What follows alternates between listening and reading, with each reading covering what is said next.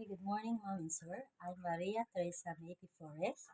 I'm 36 years old from the province Tituan, Zamboanga City in Philippines. I'm the number fourth out of 10 in siblings. I'm a single. I worked before as a domestic helper in Singapore, year 2013-2017. In 4 years, have two employers. My first employer in 2013-2015, I taking care elderly of age at 96 years old.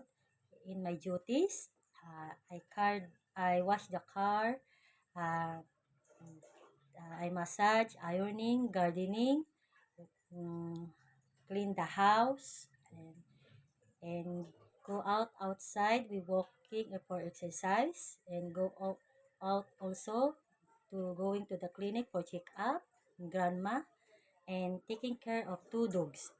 And my second employer was 2015-2017. Have one son and the mother only age of 42 years old and 10 years old. My duties are cleaning the house, cooking, go to the market, washing the car, sending and teaching the son to school, and sometimes playing with them in the park. I hope you can hire me. I have a long patience that I will do my best to make you happy and do my work properly. Thank you and God bless, Ma'am.